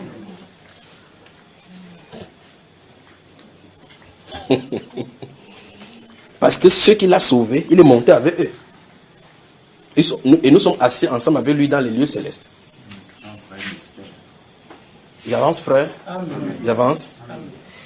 Hébreux chapitre 10, versets 14 à 19, nous explique encore que par une seule offrande, il a amené à la perfection tous ceux qui sont sanctifiés. C'est de quoi challenger les théologiens là maintenant. Par une seule offrande, dans le jour qu'il mourait, il venait de rendre parfait tous ceux pour qui il était venu. Il a dit en fait à la croix, tout est accompli. Souvenez-vous de ce que tout accompli veut dire. Tout est accompli, ça ne veut pas dire que maintenant tu étais pauvre, la richesse vient au nom de Jésus-Christ qu'il a payé pour ta richesse. C'est pas ça. Tu n'as voulu ni sacrifice ni holocauste. Mais tu m'as formé un corps. C'est pourquoi, oh Dieu, je viens pour faire ta volonté. Donc le sacrifice qui ne pouvait pas donner ôter le péché, lui, il est le sacrifice parfait. Il vient pour ôter le péché, tout est accompli. Vous voyez cela? Il n'a voulu ni sacrifice ni holocauste pour le péché. Mais il lui a formé un corps. Il dit c'est pourquoi il vient pour faire sa volonté. Et quand il a fait achever, il dit j'ai achevé l'œuvre que tu m'as donné de faire. C'est ce qu'il a dit dans sa prière. J'ai achevé l'œuvre que tu m'as donné de faire. Je n'ai perdu aucun. Donc sur la terre physiquement, a-t-il perdu une brebis? Non. Il a prophétisé que toutes les brebis viendront. Personne ne sera perdu. Il a dit personne ne sera perdu et personne ne les arrachera de ma main parce que le Père qui me les... Ah, doucement. Que le Père qui... Donc même les brebis qu'il a dit qui sont devant, on les lui a déjà donné. Le Père qui me les a donnés est plus grand que tous. J'ai encore d'autres brebis qui ne sont pas de cette bergerie. Celles-là, il faut que je les amène. Elles viendront. Elles viendront. Elles entendront ma voix. Regardez cela. Elles viendront. Il y aura un seul troupeau. Un seul troupeau. Personne ne les arrachera de mes mains. Parce que le Père qui me les a, pas qui va me les, qui me les a. Donc avant qu'il ne vienne, avant que tu ne naisses, tu es dedans. Tout est accompli, frère. C'est choquant. C'est choquant, mais c'est la vérité. Souvenez-vous de ces Hébreux chapitre 10, versets 14 à 19. Car par une seule offrande, il a amené à la perfection tous ceux qui sont sanctifiés. Si tu es du groupe, Christ a payé pour toi totalement. C'est ça dont la Bible en train de dire. Donc il n'y aura plus donc jamais aucune condamnation pour toi parce que Christ est mort, ressuscité et tu as été justifié et glorifié. Mais il y a un mais. C'est là où le mais introduit la question là.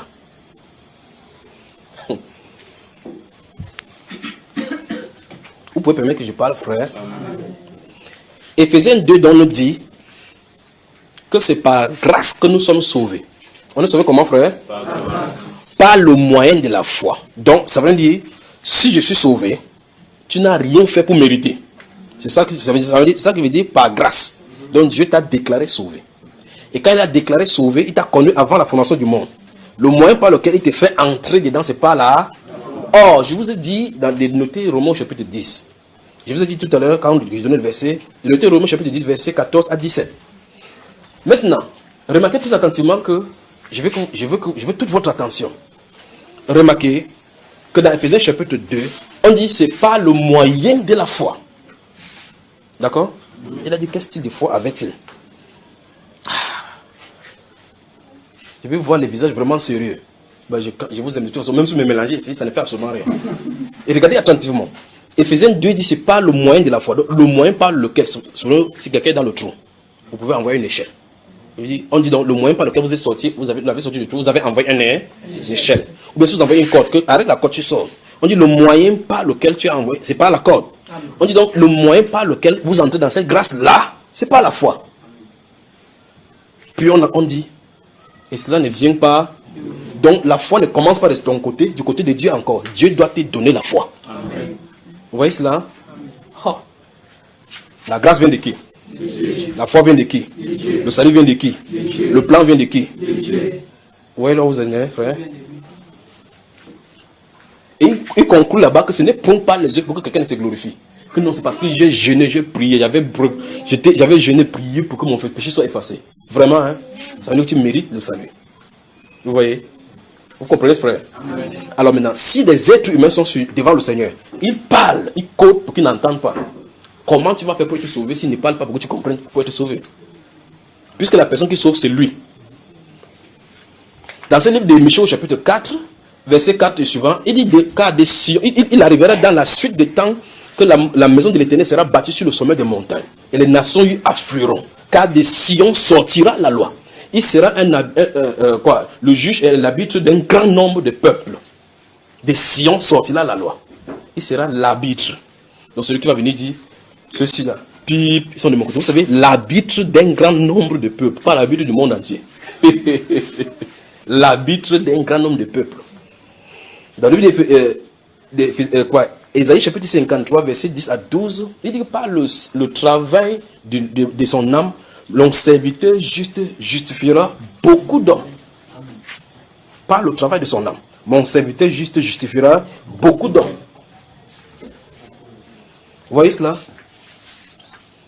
Il a donné sa vie en sacrifice pour le péché de mon peuple. Dans Matthieu chapitre 26, le verset 26, il dit que j'ai souhaité boire cette coupe-ci avant que ça ne soit consumé dans le royaume. Vous voyez cela? Puis il dit que cette coupe est la coupe de la nouvelle alliance de mon sang qui est versée pour tout le monde entier. Pour qui, frère? Pour plusieurs. Pour plusieurs.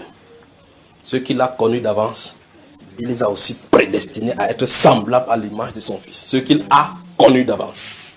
Il arrive avec Ephésiens, Apocalypse chapitre 13 qu'on a lu, on n'a pas encore fini, le verset 8. Alors, remarquez très attentivement, j'ai fait tout et tout pour vous construire maintenant. Ephésiens 2, 6, 7, 8, 9. Par la foi. Par la foi. Le moyen par lequel il tente pour que tu viennes, c'est la foi. Donc, s'il ne tend pas, tu ne viens pas. D'abord, s'il n'a pas déclaré que tu devais être dedans, tu n'es pas dedans. C'est ça la grâce. Donc, être dans la grâce pour être sauvé, ça suppose que dans son plan, il t'avait prévu. Amen. La Bible parle de celui qui opère toutes choses selon le conseil de sa volonté. Quand il agit, nul ne peut dire pourquoi agis-tu ainsi. Vous suivez ça, frère? Ça peut être choquant, mais c'est comme ça. Tu te trouves dans ces réalités, tu ne peux plus fuir parce que tu es dedans. Alors, regardez bien. Ce n'est pas la main de la foi, le bras de la foi qui fait entrer les gens dans cette grâce-là, n'est-ce pas? Maintenant, dans le livre de Romains, chapitre 10, dont je vous ai donné, verset 14, la Bible déclare, posant des questions. C'est les questions qui sont posées. Comment croiront-ils en celui qui n'ont pas entendu parler? C'est la première question. Vous voyez cela? Comment vont croire en celui qui n'ont pas entendu parler? La question est posée. Donc ça veut dire que vous devez croire en quelqu'un. N'est-ce pas? Ah, maintenant. Et comment entendons-ils parler s'il n'y a personne qui prêche? Et comment y aurait-il des prédicateurs s'ils ne sont pas envoyés? Donc les prédicateurs qui prêchent, c'est que les gens doivent entendre pour être sauvés, doivent être envoyés. Donc s'ils ne sont pas envoyés, on ne va pas prêcher, c'est que les gens doivent prêcher, doivent entendre pour être sauvés. Voilà l'une des principales sources de la désillusion de notre époque. Les gens qui se sont levés. Ils se donneront une foule de docteurs. La parole l'a dit. Ils se donneront une foule de docteurs. Ils se donneront une foule de docteurs. Éphésiens 4. Étant monté, il a fait les dons aux hommes. Il a fait les dons comme apôtre, comme prophète, évangéliste, pasteur, docteur pour le perfectionnement. Il a fait le don. Il a fait le don aux hommes pour qu'ils puissent prêcher pour le perfectionnement des saints, pas pour tout le monde, pour les saints, pour qu'ils les perfectionnent en vue de l'œuvre du ministère. Vous y êtes? Eux. Ça c'est. Il a fait les uns comme apôtres. Il a fait les uns comme apôtres pour le perfectionnement des saints. Eux, ils se donneront une foule de docteurs selon leurs propres désirs. Donc il y a le groupe de Dieu, conduit par son esprit. L'autre groupe, conduit par les désirs et les pensées charnelles. Mais le problème, c'est que les pharisiens ne prêchaient pas Pharaon. Les pharisiens, les sadducéens ne lisaient pas Nimrod. Ils prêchaient le Dieu d'Israël. Mais ils n'étaient pas élus ni envoyés pour cela. Ils étaient des souverains sacrificateurs. Des principaux même souverains sacrificateurs. En notre langage moderne, on dirait des archbishops, généraux, overseers. En langage moderne. Ils se donneront, de foule de docteurs selon leurs propres désirs. Selon leurs propres désirs. Vous voyez là, frère? Alors maintenant, le verset 17 dans le chapitre 10 de ces Romains nous dit: ainsi, la foi vient de ce qu'on donc maintenant, on va récapituler en juxtaposant les deux versets. Nous sommes sauvés par le moyen de la foi. Ça ne vient pas de nous, c'est un don de Dieu. Dieu a donné les dons, on peut aller prêcher quelqu'un pour qu'on croit, pour avoir la foi, pour entrer dans la grâce. S'ils ne sont pas donnés, il n'y a personne qui va prêcher cette foi pour amener. Nous sommes d'accord? Il dit la foi vient de ce qu'on entend, et ce qu'on entend vient de la parole de Dieu. C'est ça, frère? Amen. Maintenant, ça ne veut pas dire que tout le monde peut lire la parole de Dieu pour être sauvé, parce qu'il ne s'agit pas de ces paroles. Là-bas, ce n'est pas logos. Il s'agit là de Réma. Vous voyez? Autrement dit, ceux à qui Dieu envoie, il les envoie vers un peuple, n'est-ce pas? À ceux-là, il a choisi lui-même la parole qu'il doit prêcher pour qu'ils viennent. On appelle ça la parole de vérité. Voilà. On appelle ça la parole de vérité. Quand la parole de vérité vient sur toi, Dieu te fait naître de nouveau. La parole de vérité. Et je ne prêche pas la parole de vérité. Je dis que, voici la parole de vérité qui est prêchée. Comme vous avez cru maintenant, désormais, je répète cette même parole de vérité. Non. C'est lui qui déclenche la parole de vérité instantanée. Donc, si vous allez quelque part, on vous fait le cours de lecture biblique depuis l'âme de l'homme qui est mort et ainsi de suite, depuis Adam. Jusqu'à 16 ans, vous êtes né de nouveau. Il faut la repentance. Donc, il s'efforce à ce que vous naissiez de nouveau. Parce que la compréhension et l'entendement ne doivent pas être forcés. La compréhension et l'entendement ne viennent pas de toi. Si on te force à dire que tu as compris, tu dis oui. Ça ne fait pas que tu naisses de nouveau. La nouvelle naissance doit venir uniquement de lui, notre Père. Et il ne fait pas naître de nouveau les gens en délégation. Vous savez ça, frère? Il ne les fait pas naître en série. Il fait comme il veut. Quand vous voyez les foules déjà la campagne, vous savez quand les gens font des publicités pour les campagnes de version, on filme la caméra, on met beaucoup de personnes qui lèvent les mains comme ça. Vous voyez comme ça, au ciel, Dieu a 2 personnes dedans. 2. Quand il a prêché ces choses, c'était difficile, il allait à Jérusalem. Quelqu'un a entendu comme ça, on le choisit, il dit que mince. À ces rythmes de prédication, on comprend qu'il n'y a que peu de gens qui soient sauvés, c'est tourné vers lui, il dit efforcez-vous d'entrer. Il dit efforcez-vous d'entrer, sachant que c'est pas vous qui, même votre effort, on ne peut pas. Parce que puis, nul ne peut venir sur le Père qu'il a envoyé, ne l'attire. Nul ne peut venir à lui sur le Père qu'il a envoyé, ne l'attire. Le Père doit t'avoir attiré vers Jésus. Pour qu'il t'attire vers Jésus, il faut qu'il ait prédestiné que tu sois parmi le liste. Autrement dit, vous savez quand les douaniers sont envoyés sur le terrain pour aller faire des inspections de conteneurs, ils ont une liste des choses qui sont censées se trouver là-bas. Il vient avec ça, il dit que telle chose, on regarde, telle chose, on regarde. Donc Christ en descendant avait le rouleau de noms des gens qui doivent venir pour le chercher. Si on peut dire en langage simple, il a la liste écrite. Donc pas écris mon nom, Seigneur, écris mon nom. Qui t'a d'abord dit que tu as entendu mon nom ou bien tu n'as pas entendu? Vous voyez un pasteur qui a fréquenté, vous entendez, il dit qu'il enseigne à l'école biblique. Il a enseigné, il a donné le diplôme, il a signé le diplôme. Il a été consacré aux États-Unis, dans la plus haute institution des États-Unis. Il finit, il dit que ferme tes yeux, il dit Seigneur, écris mon nom dans le livre de vie aujourd'hui. Tu demandes, ça n'a pas de Bible qu'il a lu. Il a lu ça comment? C'est ce qu'il dit, ferme tes yeux, tu dis que Seigneur, mets ta main sur ton cœur. Tu sens ton cœur battre. Même quand tu ne mets pas la main, ça ne bat pas, frère. Oh. Il dit que, écris mon nom dans ton livre aujourd'hui. Ouvre tes yeux, ma fille, tu es enfant de Dieu. Donc c'est toi qui décides que Dieu a des enfants. Tu décides, tu dis que toi tu es enfant de Dieu, tu es enfant de Dieu. La Bible déclare, le Seigneur a ses paroles qui lui servent des sceaux, qui lui servent des sceaux. Le Seigneur connaît ceux qui lui appartiennent. Vous suivez, n'est-ce pas? Il dit que c'est le Seigneur qui connaît ceux qui lui appartiennent. Il n'a pas dit le prédicateur connaît ceux qui appartiennent au Seigneur.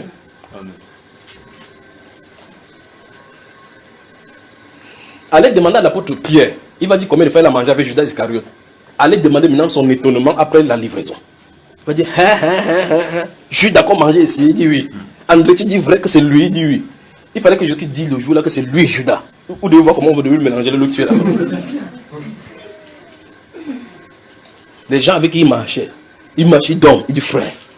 Il raconte que merde, j'ai chassé le démon, je dis Judas, oui. Tu as tendu le monde, vous avez vu comment il a roulé au sol. Lui, il était un démon parmi eux. Personne ne savait.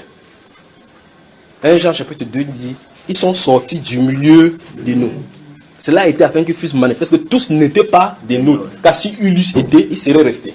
Alors quand ils étaient là-bas depuis longtemps avant de sortir, ça veut dire qu'ils n'étaient pas des eux. Non. L'apôtre Paul pardonne des faux frères qui s'étaient furtivement glissés parmi nous. Donc ils étaient là, mais ils appelaient frères. Quand il a vu sa nature, il a dit non, c'était un faux. Le Seigneur a ses paroles des Écritures qui lui servent de sceaux. Quiconque prononce son nom, qui s'éloigne de l'iniquité. Voilà pourquoi ces choses-ci, vous ne pouvez pas fuir la Bible à lire. Quand les gens entendent on prêche prédestination, premier réflexe c'est que, ok, si on ne peut rien faire, donc mieux, il peut même vivre mal le péché. La parole dit, 1, il connaît ce qui lui appartient. 2, si tu prononces son nom, tu t'éloignes de l'iniquité. Donc, comprendre que tu es prédestiné te pousse à fuir le péché. Amen. Vous voyez ça, frère? Amen. Tu peux avancer. Amen.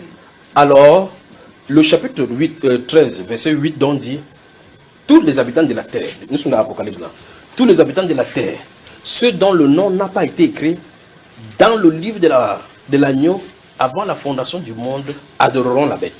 Donc il y a des gens qui sont sur la terre. Quand Satan va dire que, il va dire que on se couche ou bien on met la tête au sol. Donc ils sont prêts à adorer. Pas que c'est n'importe quoi. C'est pour ça que vous forcez les gens à croire ou à adorer. Comment vous allez faire pour qu'ils croient? Vous forcez les gens à faire n'importe comment, à le suivre, à suivre votre religion. Ils vont sur le moment vers venir, leurs vraies natures vont se manifester. Parce qu'en réalité, la foi c'est quelque chose de spirituel et ça se produit de façon instantanée. La foi n'a pas un processus dans le cœur. La foi se produit instantané. Et tout naturellement, vous êtes changé. La foi n'a pas des étapes que faire comme ça, ferme les yeux, tu regardes à gauche. Tu dis Seigneur, tu entends jusqu'à quand tu finis, tu déclenches, tchac, tu es né de nouveau. Non. C'est pas comme ça là. La foi est instantanée. Vous savez, vous mettez la sémence au sol. Subitement, vous voyez qu'il y a un petit bourgeon qui est sorti là, n'est-ce pas, frère? La foi est naturelle, spirituelle, instantanée. Vous commencez à produire maintenant. Tout ce que vous faites là dans le développement, c'est les choses et les différentes branches, les différentes ramifications des manifestations de cette foi-là, pour montrer qu'une autre nature se retrouve à l'intérieur. Alors, il y a dans les classes dont d'avant convertis que les gens font. On le met en classe. On te matraque. Que sache que Jésus est venu pour sauver pour le monde. Le fait que les gens connaissent, ça ne fait pas qu'ils naissent de nouveau. Parce que ce n'est pas le problème là-bas. Le problème, ce n'est pas de faire comprendre aux gens l'ancienne alliance, Nouveau Testament et autres. Pourquoi le Messie est venu. Ce n'est pas pour cela. Je sais pas que vous comprenez. J'ai donné des versets là-bas. Je vais rentrer là maintenant, vous allez confirmer. Dans Jean au chapitre 8, que j'ai cité, là, dont vous avez noté et dont nous avons parlé ici, la Bible déclare au verset 30 que le Seigneur Jésus-Christ a dit aux Juifs qui avaient... Ouvrez.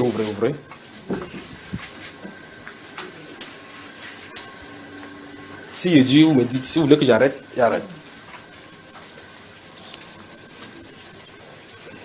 Vous y êtes? Jean chapitre 8.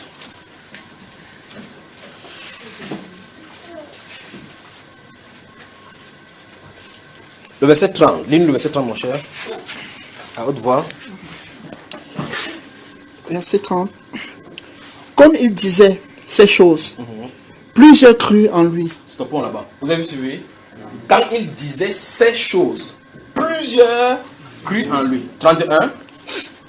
Jésus donc dit aux Juifs qui avaient cru en lui, si vous persévérez dans ma parole, vous êtes vraiment mes disciples. Arrêtons d'abord là-bas. Il faut que vous me regardiez. Avez-tu entendu quelque chose? Ces groupes-ci. Parce qu'on dit que quand il parlait comme ça, donc c'est le parler qui a fait que les gens croient. Quand il parlait comme ça, plusieurs crurent en lui. N'est-ce pas, frère? Qu'est-ce qu'il a dit à ceux qui ont cru en lui? Vous êtes vraiment mes. Vous connaîtrez la vérité vous affranchira. Vous avez vu que ça a amené la bagarre, n'est-ce pas, frère? Au point où il voulait tuer ceux en qui il avait cru. La question c'est, ils avaient cru en quoi?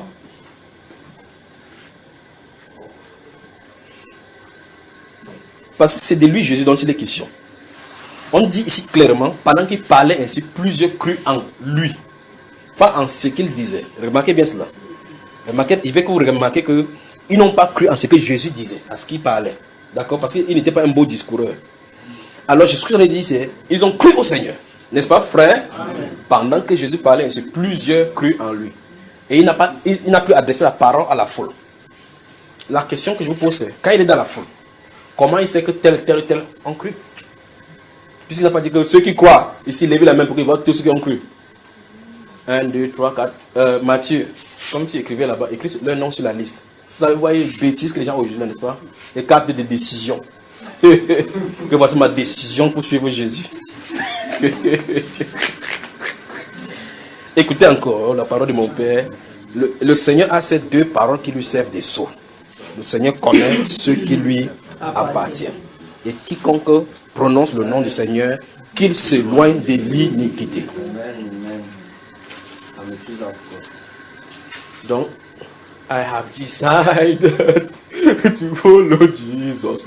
Écoutez, l'atmosphère créée par les guitares et les pianos, quand vous sortez hors du stade, la réalité vous attend dehors. I have decided to follow Jesus. You have decided to follow Jesus. Comme c'est toi qui as décidé, tu vas décider de le laisser. Nul ne vient à moi si le Père qui m'a envoyé ne l'a dit. Vous avez vu ça? Dans Jérémie chapitre 30, le verset 21, il dit car qui pourra s'approcher de lui-même vers moi? Qui peut oser lui-même de lui-même venir? Tu ne peux pas. Il faut qu'il t'amène dans sa présence. Dans ce Jérémie chapitre 30, verset 21. Alors souvenez-vous, vous avez remarqué que en réalité, si vous lisez votre Bible de la bonne façon, Dieu doit devoir t'appeler. C'est lui. Remarquez depuis l'Ancien Testament. Le premier modèle de la foi est donné. Qui est le premier modèle de la foi, frère? Avait-il écouté une prédication? Non. Servait-il les dieux de son père? Non. Servait-il les dieux de son père? Oui. Était-il dans la maison où il y a l'idolâtrie? Oui. Avait-il une Bible qu'il lisait? Non. Comment il a fait pour être sauvé de cette idolâtrie? Avait-il des frères? Oui. Nacon n'était-il pas son frère? Oui. Okay.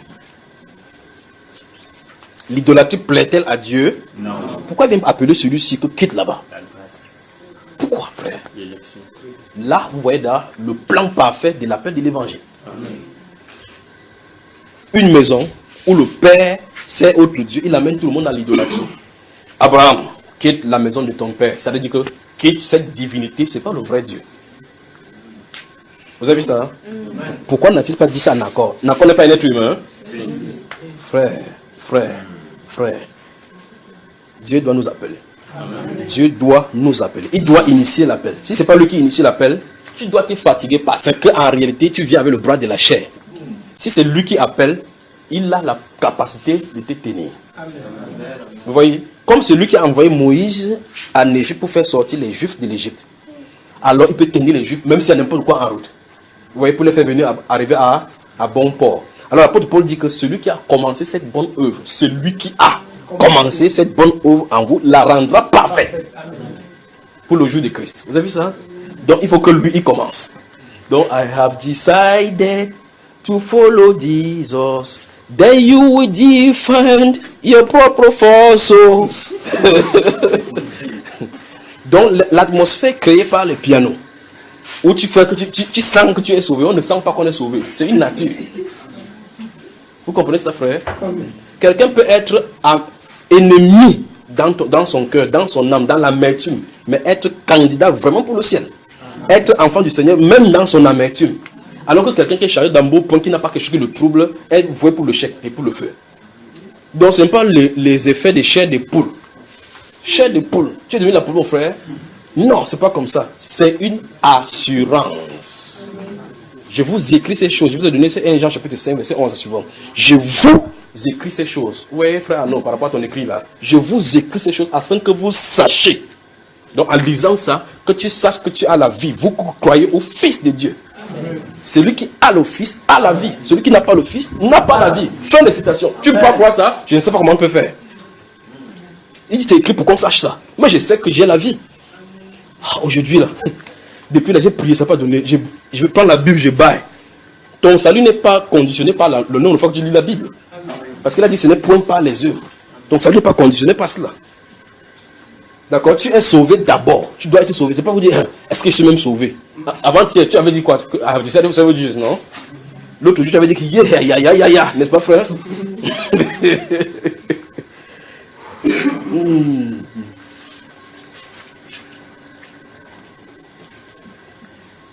La foi est instantanée. Ça a une nature spirituelle. Ça vient naturellement sur le cœur. Vous vous rendez compte tout simplement que vous commencez à aimer le Seigneur Jésus. Sans que vous ne sachiez à quel moment ça a déclenché. Lui, il déclenche là en haut. Il déclenche la soif. Il déclenche la recherche. Il remplit le vide. Amen.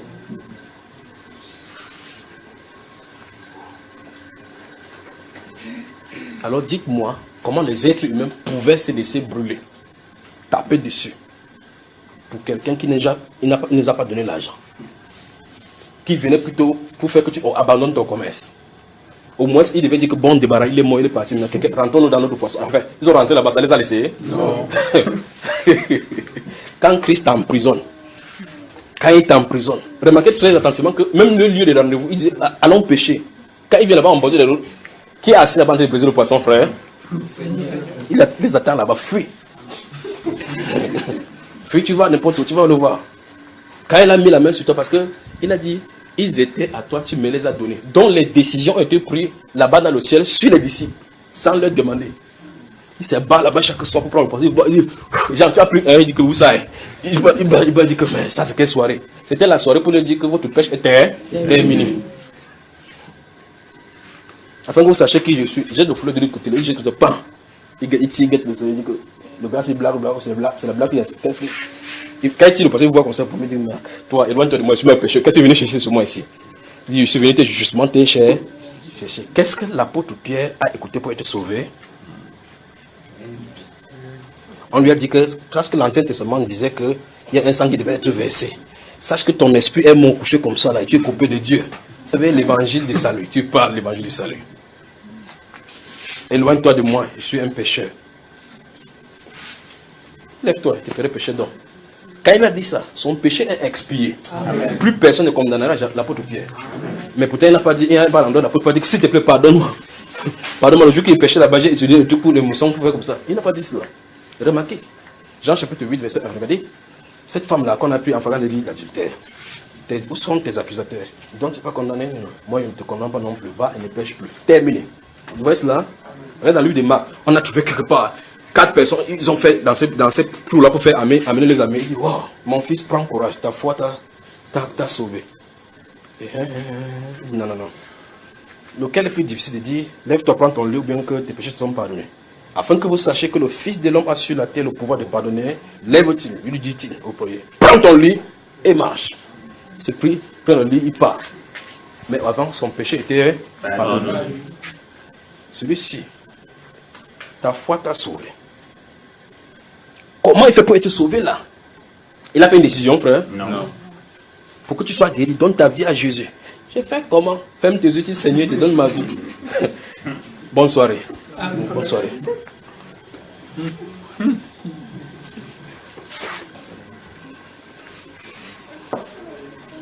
Donc, il y a une question ici dont on sort de Dieu pour rentrer en Dieu.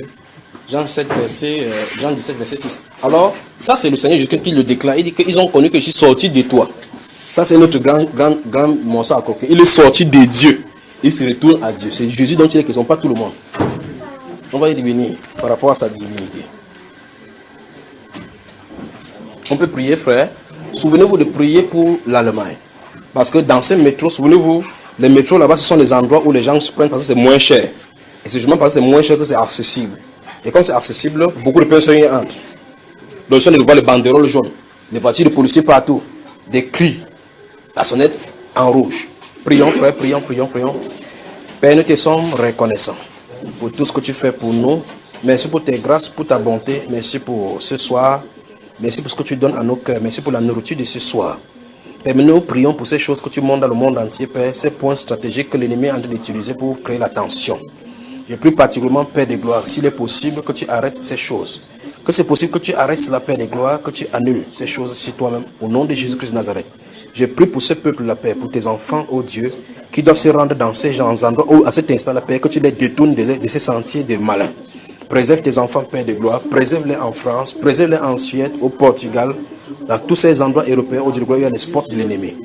Nous prions au Père de gloire, que tu viennes en aide aussi au service secret, afin qu'ils puissent trouver et tracer tous ces gens et tous ces groupes-ci et les délivrer. Au nom de Jésus-Christ de Nazareth. Amen. Que le Seigneur vous bénisse, que le Seigneur continue à prier à la maison. D'accord, frère?